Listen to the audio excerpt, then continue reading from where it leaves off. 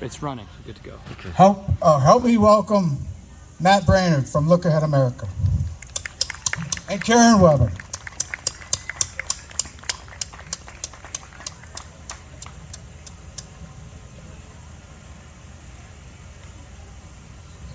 Before I get started, I want to say that Stan has done a really good job, him and his team, organizing this. Can we get a round of applause for Stan, please? We're doing this together.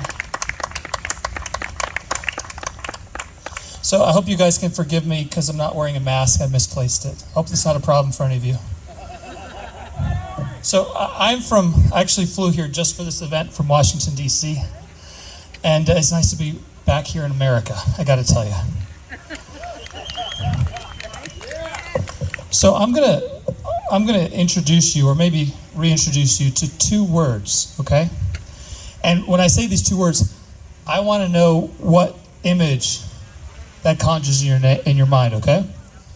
Those two words are community organizing. Now when I say that, just shout out, what do you think of?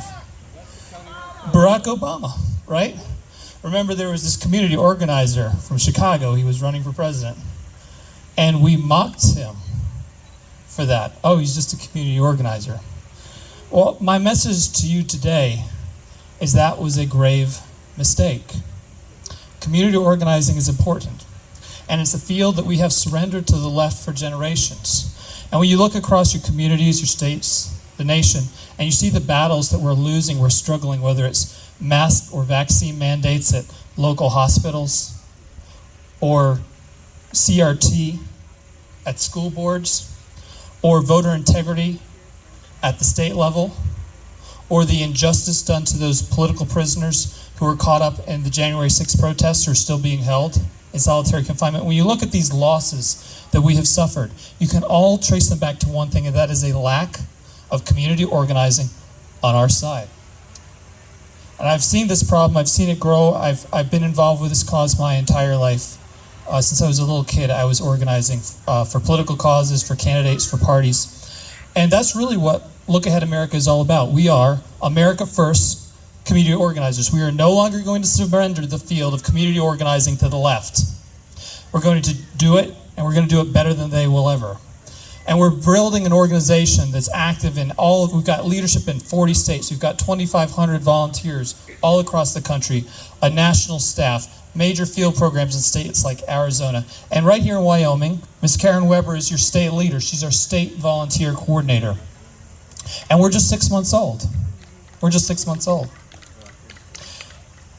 One of our current causes, a great cause that's great and near and dear important to me, is the Justice for J6 battle. There are hundreds of people who have had their lives turned upside down by the FBI and the Department of Justice for peacefully expressing their First Amendment rights. I'm not talking about the handful of folks who got into scuffles with police officers or broke windows or something like that, but hundreds of people have been targeted by your very own Department of Justice and FBI for expressing their First Amendment rights, perhaps to the wrong place, wrong time, for behavior that historically would get them at worst a slap on the wrist. And yet the same people who did this because of their political beliefs, not because of what they did, but because of their political beliefs, have been sitting in solitary confinement now for 9 months, denied access to bail, denied access to medical care, denied complete access to their attorneys, and we're standing up for them. And it's driving Washington, D.C. wild. We're going to have a rally 1 week from today right in front of the Capitol building. We're bringing together people from all over the country to raise awareness of this issue. And the thing is, this is not a partisan issue. Our rally has nothing to do with who won the election, has nothing to do with President Trump, President Biden. It doesn't have to do with any third-party organizations or anything like that. It's simply about justice for the January 6th political prisoners. And the truth is that the more people learn about it, the more they come to our side. There are people who are not accused of any violence, who've not been convicted of anything, who are being held for 9 months in solitary confinement without access to bail, without medical care, without access to their families. If you believe that is wrong, you're on our side. A young woman, unarmed, was killed by a police officer on January 6th. The police department cleared itself, said there was no wrongdoing. There was no public investigation, no public hearing, no third-party oversight. If you think that it's wrong that a police department can clear itself internally of killing an unarmed citizen, then you're on our side. This isn't partisan, and it's not that complicated. That's what we're standing, that's what we're representing. And yet the left is trying to turn us into Insurrection 2.0. Now, why are they doing that? It's because so many of the totalitarian actions of this current administration are premised on the perception of there ever having been an insurrection in the first place. That is the basis for them pushing CRT on your children. That is the basis for them purging patriots from the U.S. military. That is the basis for them coming after your Second Amendment rights. Oh, there was this white nationalist insurrection on January 6th. That's why we have to take all of these extreme measures. That never happened.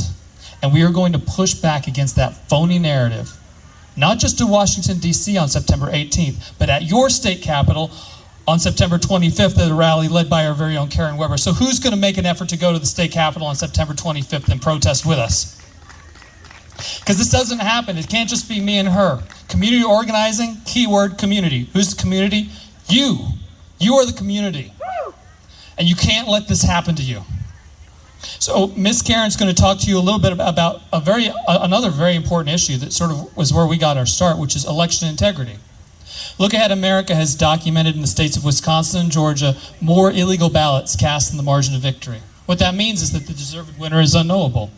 Now, what are we going to do about that, right? We've got to fix the election systems in these states. And we've come up with some very aggressive policies, which you can then take to your state legislators. I know we have one very brave state legislator here today, maybe more. But these are the people that you've got to educate on how we can secure our elections. And we're doing this all across the country. We've had much success. We've stopped some bad bills. We've helped pass some good ones.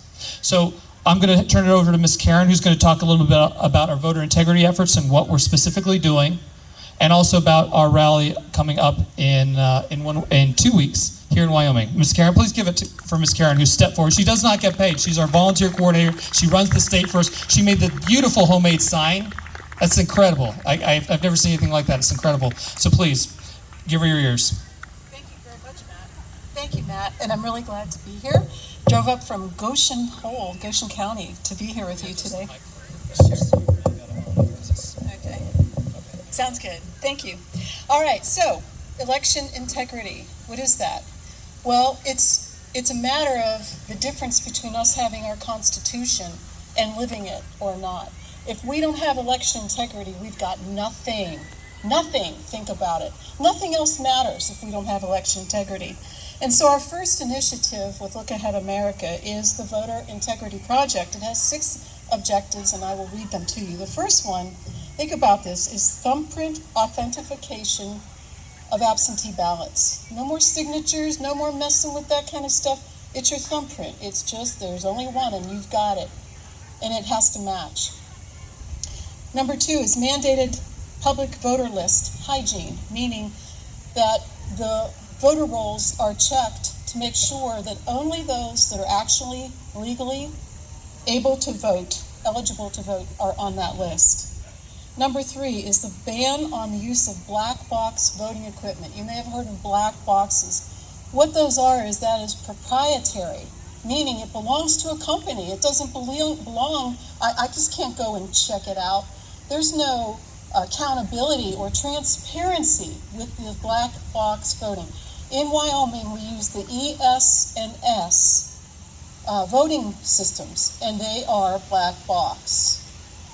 You can't actually go in there and find out if everything's the way that it should be.